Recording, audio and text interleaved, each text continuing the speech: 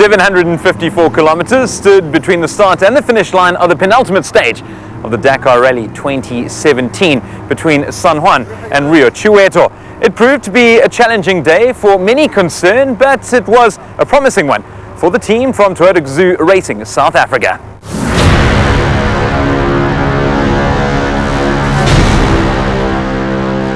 Today was meant to be not too difficult. Well, it turned out exactly the opposite. The first part of the stage was extremely rough and very, very hard on the car. And as we know, Janelle had to push a bit today because Terra Nova was just 1.5 minutes behind. We've just found out that they stripped Terra Nova's car completely, all spare parts, tools, everything out. And of course we did the same for Janelle. So both of them were going flat out. So we start tomorrow's special, which is 60 Ks odd, with 1.5 minutes. Still no peaceful sleep tonight, that's for sure, but I'm sure Janelle and Dirk have got it well under control. Pushed very hard in the first part of the special, which was quite sandy and bumpy.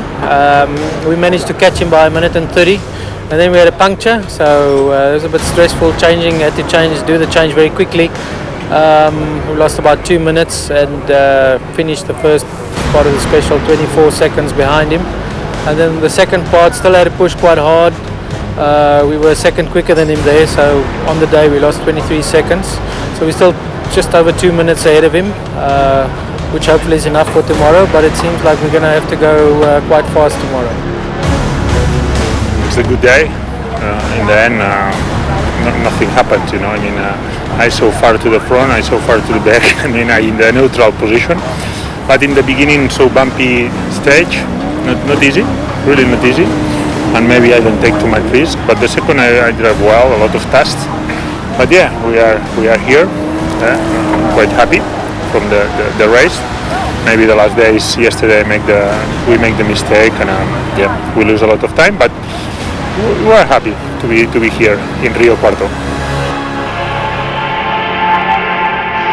Janelle de Villiers and Dirk van Zitzewitz finished the stage in 4th place, while they are 5th overall, almost an hour and 15 minutes behind leaders Stefan Pederhansel and Jean-Paul Cottret.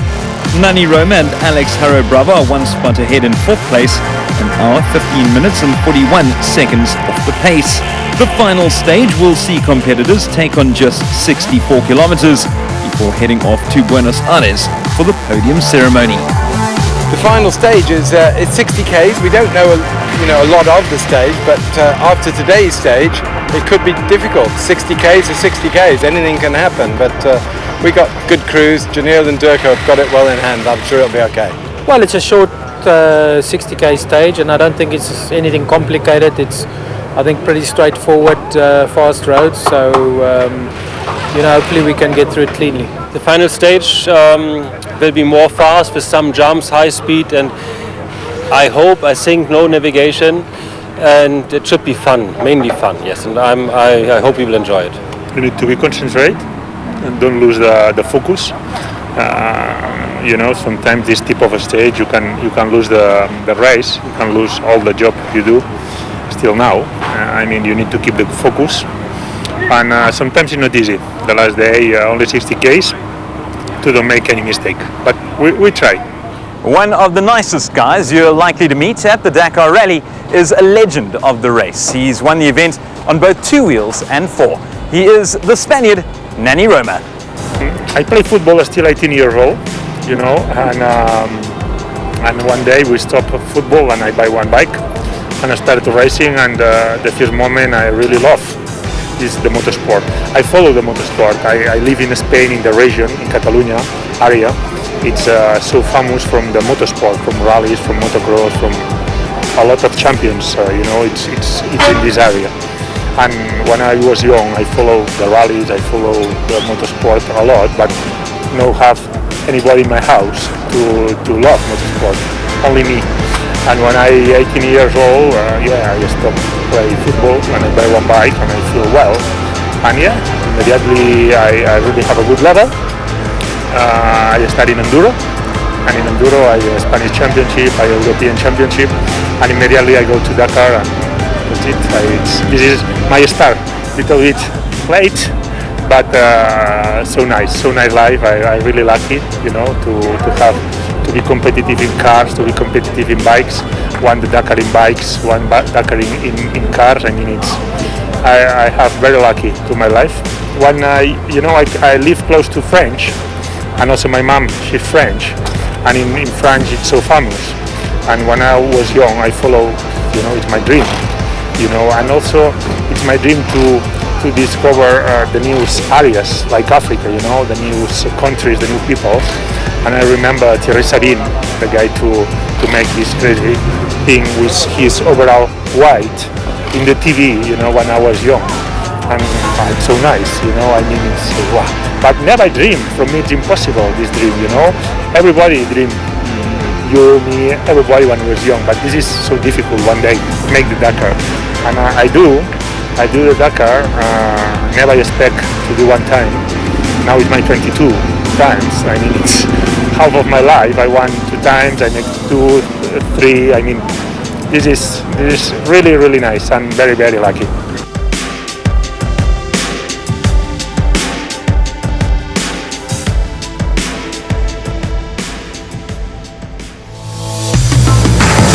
With the 2017 Dakar Rally close to completion, let's look back at the numbers behind one of the biggest sporting events on the planet. It is the leading rally raid in the world, and it's the second biggest motor racing event on the planet behind Formula 1. There have been 39 editions of the Dakar Rally. The Dakar has visited 29 countries, 21 in Africa, 5 in South America, and 3 in Europe. The 2017 edition featured 3 different countries in Paraguay, Argentina, and Bolivia, as well as all 3 of their capital cities, Asuncion, Buenos Aires, and La Paz.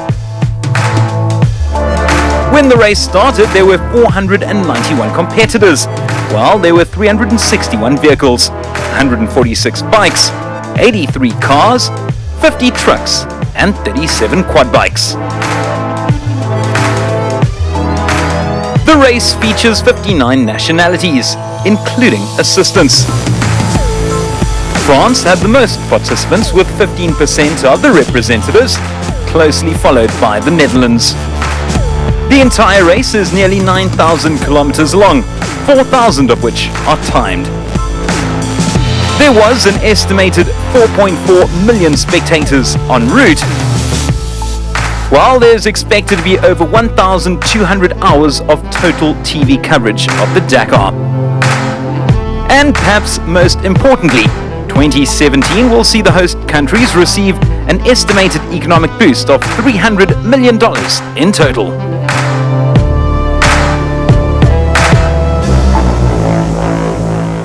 It may be a short stage, but it's a special one, as the Dakar Rally 2017 comes to an end. It was undoubtedly one of the toughest, if not the toughest rallies we've ever witnessed. All roads lead to Buenos Aires.